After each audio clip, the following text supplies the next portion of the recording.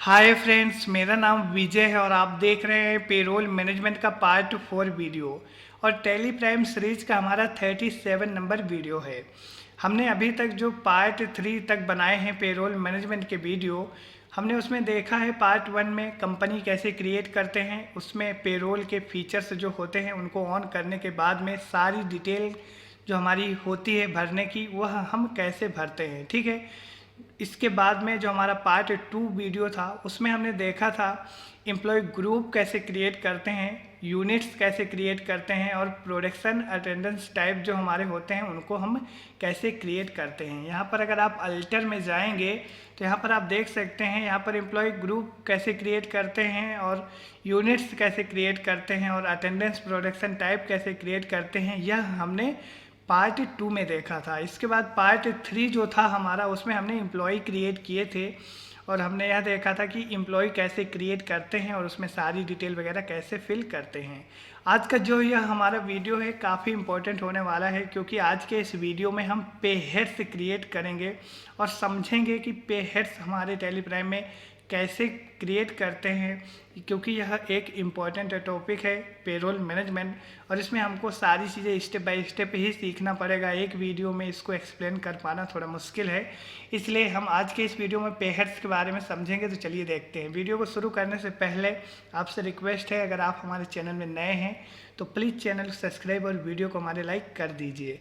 Payroll master create करने से पहले, मतलब कि पे हेड्स क्रिएट करने से पहले हम यह समझ लेते हैं हमको कौन कौन से पे हेड्स क्रिएट करना है। तो यहाँ पर हमने कुछ चीज़ें बना रखी हैं, तो इन्हीं को हम क्रिएट करेंगे। देखिए, जो हमारे पे हेड्स होते हैं इनको हमको क्रिएट करने से पहले यह समझना है कि हमारी कंपनी हमारे एम्प्लॉय जो होते हैं उनको क्या क्या चीज़ें प्रोवाइड कराती है, उसी के हिसाब से हम अपने पे हेड्स टैली प्राइम में क्रिएट करते हैं। ठीक है, तो यहाँ पर कंपनी आपके एम्प्लॉय जो हैं उनको कुछ चीज़ें प्रोवाइड कराती हैं, जैसे कि बेसिक सैलरी, तो ये तो कंपलसरी है। ठीक है, इसके बाद में हमारा डियरनेस अलाउंस आ जाता है, HRA, house rent, bonus, conveyance, जिसको ट्रांसपोर्ट अलाउंस भी बोलते हैं, ओवर टाइम, ग्रेजुएटी।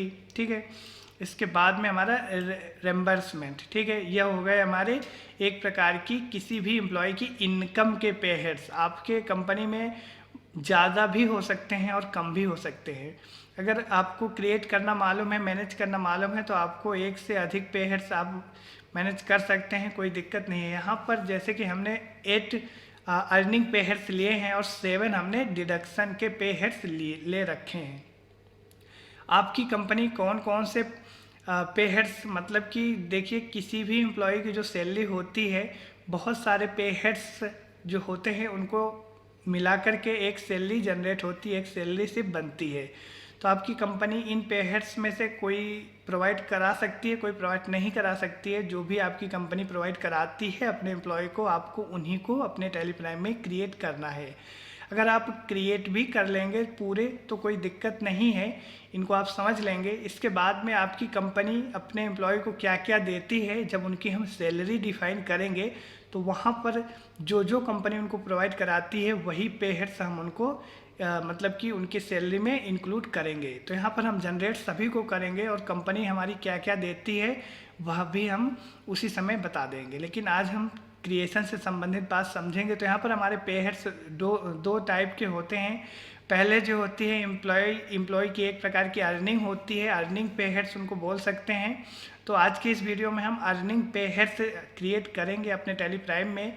इसके बाद जो हमारा नेक्स्ट वीडियो होगा उसमें हम अपने एम्प्लॉय के डिडक्शन पे हेड्स क्रिएट करेंगे। तो आज का वीडियो हमारा पूरा अर्निंग पे हेड्स के ऊपर बेस्ड है और यहाँ पर हम कुछ चीज़ें जो हमारे अर्निंग हैं इनको हम क्रिएट करेंगे। ठीक है, इसके बाद में डिडक्शन के बारे में हम दूसरे वीडियो में समझेंगे। मतलब ये है कि एम्प्लॉय की सैलरी से कुछ चीज़ें काटी भी जाती हैं और उनको कुछ चीज़ें दी भी जाती हैं। तो आज हम देने वाली बात करेंगे, जो भी दिया जाता है एम्प्लॉय को, और फिर हम नेक्स्ट वीडियो में डिडक्शन में भी जाएंगे। तो चलिए वीडियो को शुरू करते हैं। यहाँ पर हम जाएंगे टैली प्राइम में और आपको कुछ भी क्रिएट करने से पहले आपको जाना है क्रिएट में। मास्टर सेक्शन में आपको सबसे पहले ही क्रिएट मिल जाएगा और यहाँ पर आप चले आएंगे पे हेड्स में। बाकी के ऊपर की चीज़ें हमने 4 चीज़ें क्रिएट कर ली हैं जो हमने आपको दिखा भी दिया है। ठीक है, एम्प्लॉय ग्रुप, आपको हमने क्रिएट करके बताया है कैसे क्रिएट करना है। यहाँ पर तो हमने क्रिएट जो किया है उसको देखने के लिए अल्टर में जाना पड़ेगा। पेरोल मास्टर में आपको एम्प्लॉय ग्रुप 3 मिल जाएंगे,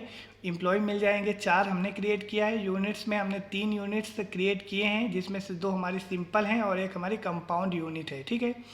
इसके बाद में अटेंडेंस प्रोडक्शन टाइप में हमने 4 क्रिएट किए हैं, एब्सेंट, लीव विद पे, ओवर टाइम, प्रेजेंट, ठीक है।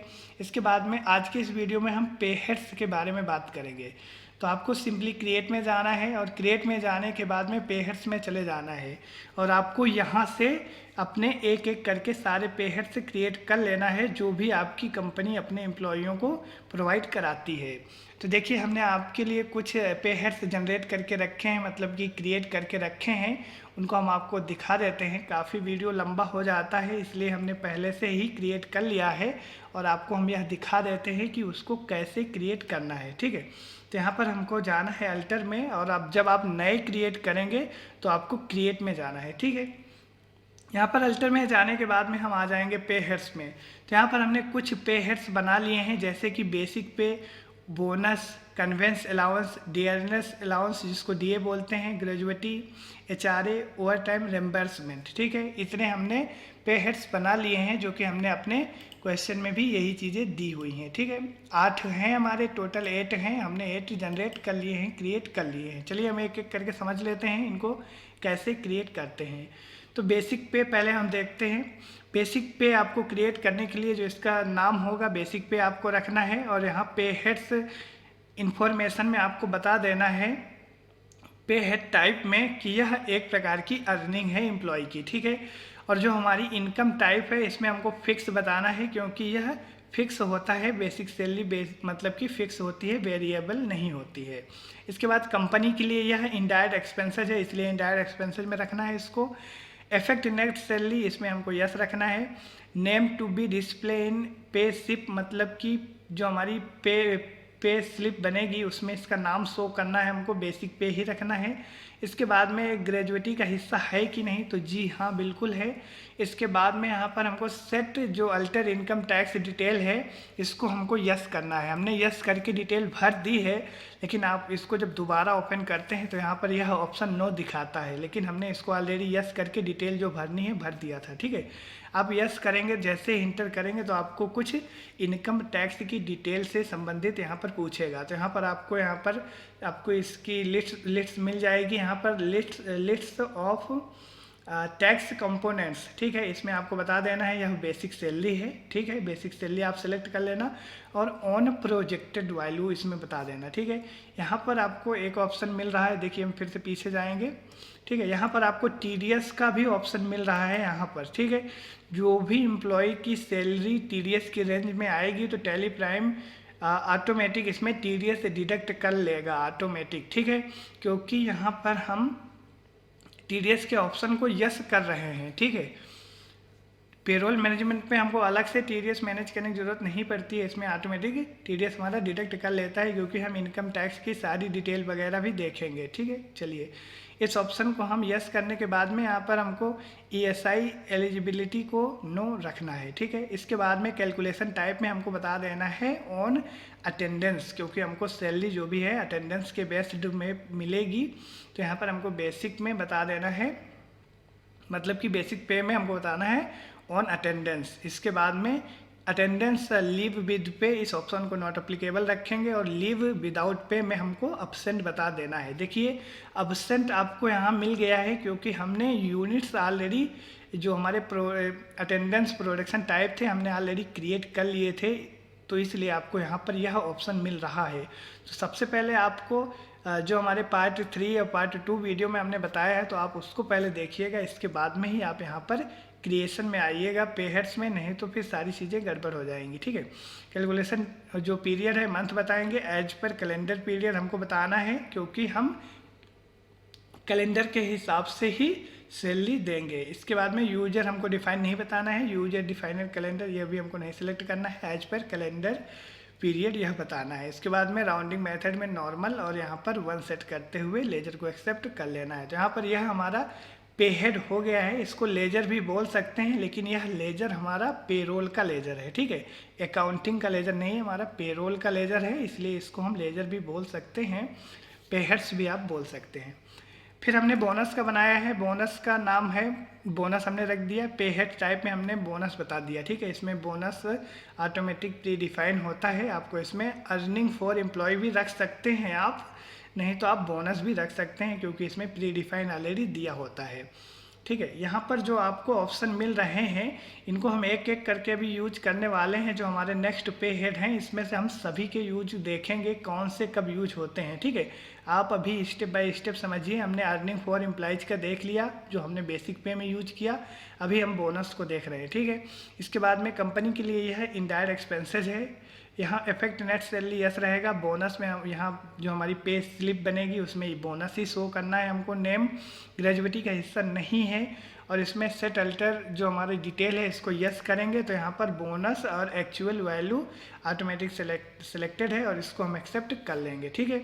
इसके बाद में यहाँ पर कैलकुलेशन टाइप में हमको बता देना है एज यूजर डिफाइंड वैल्यू, मतलब ये है बोनस हमारा जो होगा कम यूजर ही डिफाइन करेगा कि हम अपने एम्प्लॉय को कितना कब बोनस दे रहे हैं, ठीक है।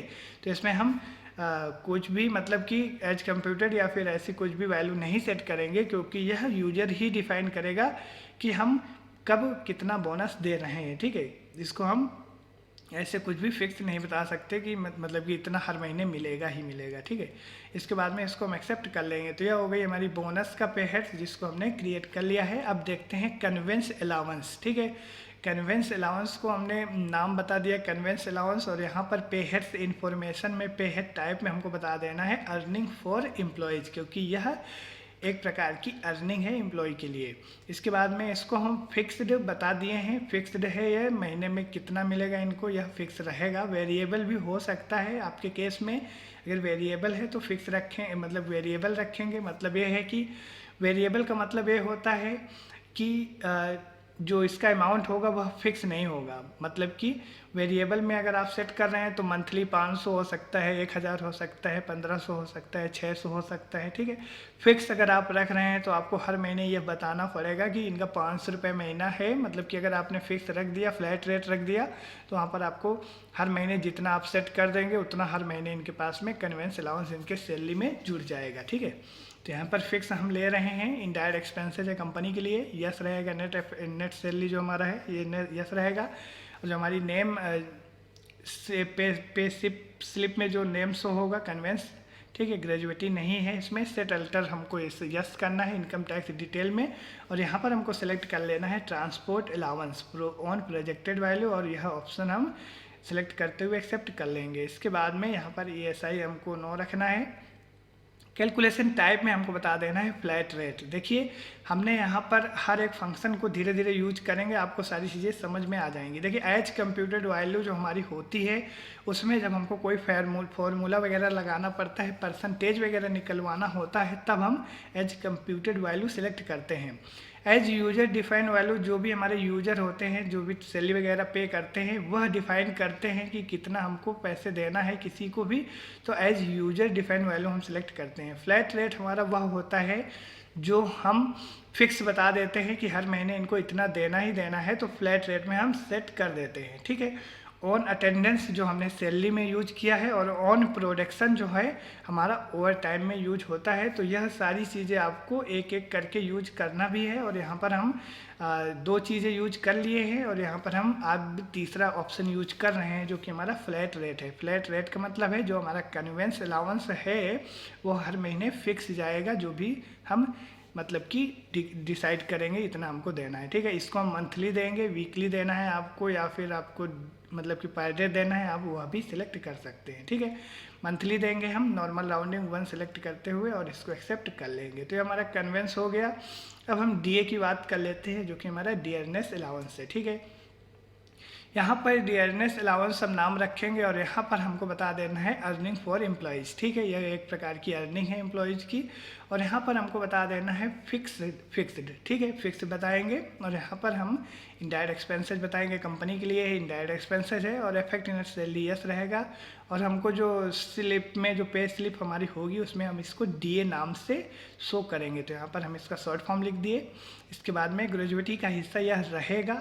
इसके बाद में यहाँ पर हमको सेटल्टर जो हमारा इनकम टैक्स डिटेल है इसको भी हमको यहाँ पर यस करना है। इसके बाद में यहाँ पर हमको इनकम टैक्स डिटेल में बता देना है डियरनेस अलाउंस, ठीक है। इसके बाद में यहाँ पर ऑन प्रोजेक्टेड वैल्यू और इसको हम एक्सेप्ट कर लेंगे। इसके बाद में यहाँ पर ईएसआई को हम नो रखेंगे। यहाँ पर हमको बता देना है कैलकुलेशन टाइप में एज कंप्यूटेड वैल्यू। देखिए हमने यहाँ पर ऑन अटेंडेंस यूज कर लिया, फ्लैट रेट यूज कर लिया, यूजर डिफाइन यूज कर लिया। अब यहाँ पर हम एज कंप्यूटेड वैल्यू निकाल रहे हैं, क्योंकि हम परसेंटेज निकालेंगे तो यहाँ पर हमको एज कंप्यूटेड सेलेक्ट करना है। मंथली सेलेक्ट ऑटोमेटिक आ जाएगा, वह नॉर्मल राउंडिंग के साथ 1 सेलेक्ट करेंगे। देखिए हमको डियरनेस जो हमारा डीए है उसको किस में हमको कैलकुलेशन करवाना है, तो यह एक प्रकार हमारे बेसिक जो हमारी सैलरी होती है उसी में से हमको कुछ परसेंट बेसिक सैलरी के हिसाब से मिलता है, ठीक है। तो यहाँ पर हमको सिलेक्ट करना है ऑन एसिफाइड फॉर्मूला, ठीक है।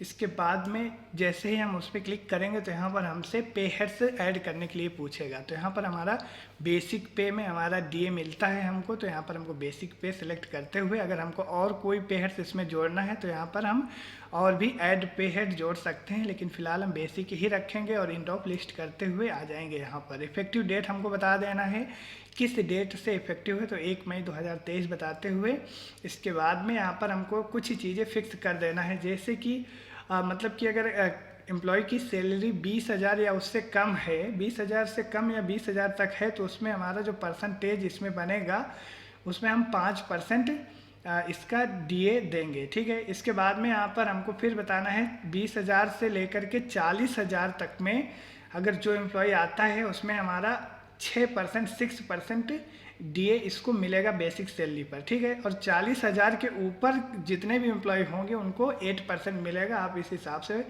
इसकी वैल्यू सेट कर देना, परसेंटेज सेट कर देना। इसके बाद में यहाँ पर हम इसको एक्सेप्ट कर लेंगे। तो यह हो गया हमारा डियरनेस अलाउंस। अब ग्रेजुएटी की बात कर लेते हैं।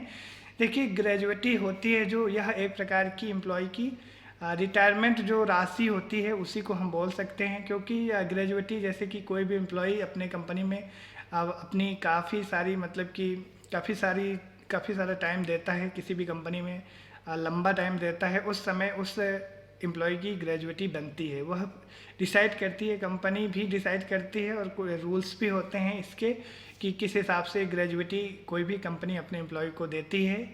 तो यहाँ पर ग्रेजुएटी जो हम देख रहे हैं उसमें हम देखेंगे कैसे क्या होता है। ग्रेजुएटी नाम बताएंगे और यहाँ पर पे हेड्स टाइप में आपको ग्रेजुएटी सिलेक्ट कर लेना है, ठीक है। यहाँ पर आपको लिस्ट ऑफ पे हेड्स टाइप में आपको प्री डिफाइन मिल जाएगा, इसमें आपको ग्रेजुएटी सिलेक्ट करना है।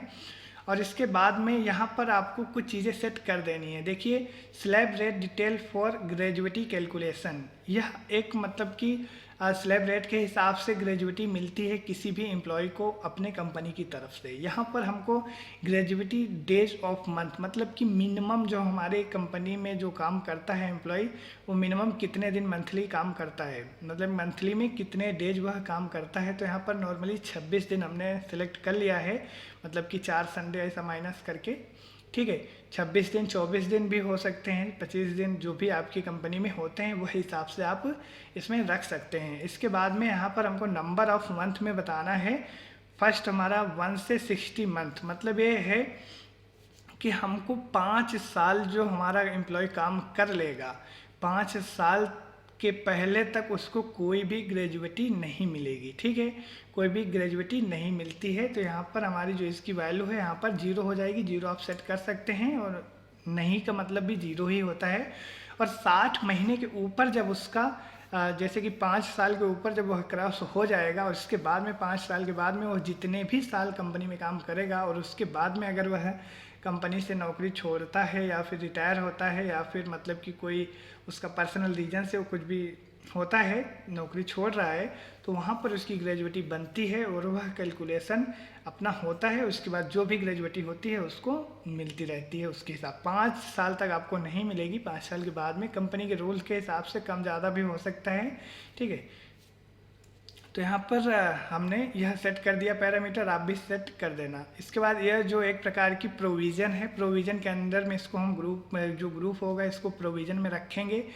कंपनी के लिए यह एक दायित्व है, यह आज नहीं तो कल एम्प्लॉय को देना ही देना है, तो यहाँ पर इसको हम प्रोविज़न में रख रहे हैं, ठीक है। इसकी जो इसका प्राइमरी जो ग्रुप है इसको हम करंट लायबिलिटीज़, मतलब कि कंपनी का एक प्रकार की दायित्व है, आज नहीं तो कल पेमेंट करना ही पड़ेगा, जो भी ग्रेजुएटी एम्प्लॉय को यह डिडक्ट करेंगे, ठीक है। इसके बाद में यहाँ पर सेट अल्टर में हमको यहाँ पर यस बताना है, और यस बताते हुए यहाँ पर ग्रेजुएटी ऑटोमेटिक सिलेक्ट हो जाएगा और एन एक्चुअल वैल्यू ऑटोमेटिक है, और इसमें हमको टीडीएस को नो रखना है। इसके बाद में यहाँ पर हम आ जाएंगे, यहाँ पर राउंडिंग मेथड जो है हमारा नॉर्मल रखते हुए एक बताते हुए एक्सेप्ट कर लेंगे। तो यह हो गया हमारा ग्रेजुएटी। चलिए HRA को देख लेते हैं। HRA नाम हम रखेंगे, और यहाँ पर HRA का फुल फॉर्म होता है हाउस रेंट अलाउंस, ठीक है। हाउस रेंट अलाउंस होता है। पे हेड्स टाइप में अर्निंग फॉर एम्प्लॉयज बताएंगे, फिक्स बताएंगे इसको हम, और यहाँ पर अंडर इसको इनडायरेक्ट एक्सपेंसेज रखेंगे क्योंकि कंपनी के लिए एक्सपेंसेज है, और इफेक्ट नेट सैलरी यस रहेगी। HRA हम यहाँ पर शॉर्ट फॉर्म इसका दिए हुए हैं पे स्लिप में, और यहाँ पर ग्रेजुएटी नो रहेगी, और यहाँ पर सेट अल्टर हमको यस रखना है, और यहाँ पर बता देना है हाउस रेंट अलाउंस और ऑन प्रोजेक्टेड वैल्यू और TDS यस रखते हुए एक्सेप्ट कर लेना है। बाय डिफ़ॉल्ट जब आप प्रोजेक्टेड वैल्यू सेलेक्ट करेंगे तो TDS ऑटोमेटिक यस हो ही जाता है, ठीक है।